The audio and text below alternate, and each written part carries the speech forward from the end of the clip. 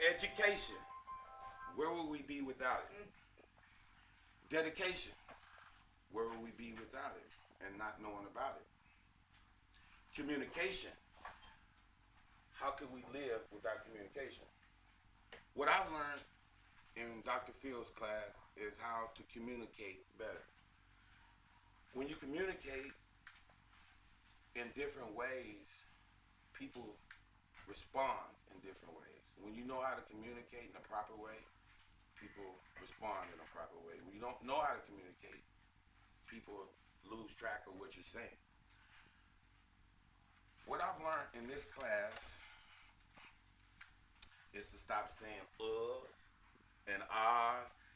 And I also have come to recognize them when other people are speaking. When I first started this class with Dr. Phil, it was kind of tenuous, and being that it was my first time in college and coming from the streets, you know, not being able to educate myself, but being here with Dr. Phil has shown me different insight. I found something in me that I knew was there, but it has been opened up to a whole different caliber now. I've learned how to communicate with different races of people. I've learned diversity in here. I've learned how to communicate with different walks of life and know that everybody has different insight, different input, different religions, and different thoughts. And I have to respect them as a human being, even if I don't agree with them. I still have to give this individual the time of day and listen to them, because if I don't, I'll be rude, and that's not what we want to do.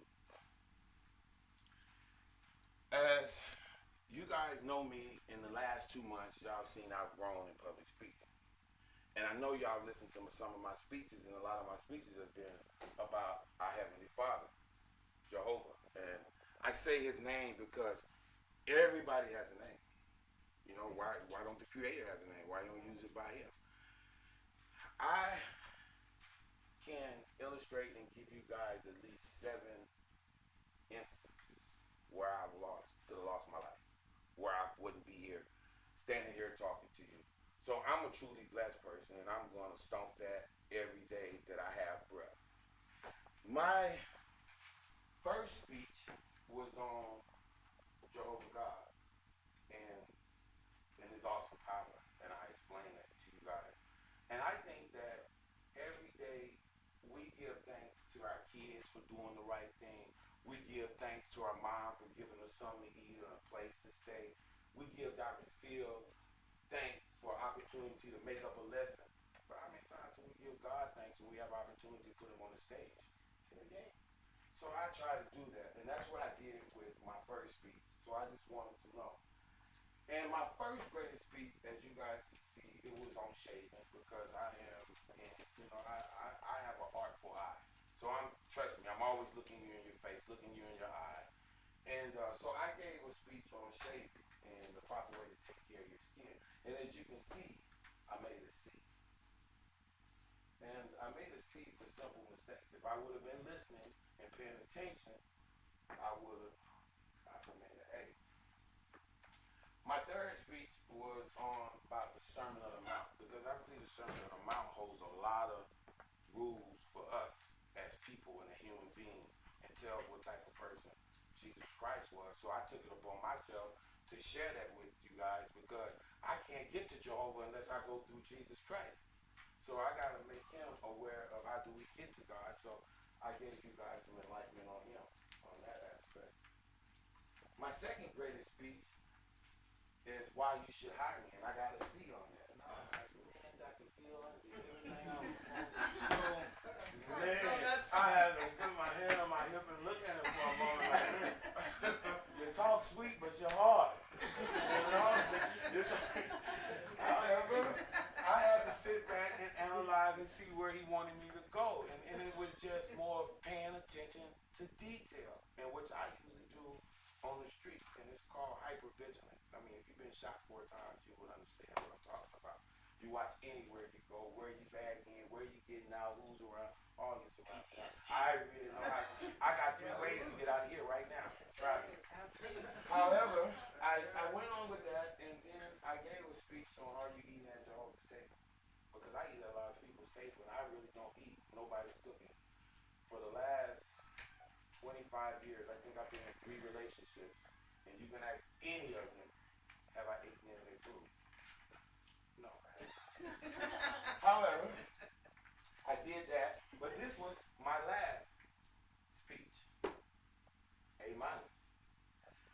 I did that to show you that I'm growing, I'm learning, and I'm willing to get down and do what I gotta do to get this A.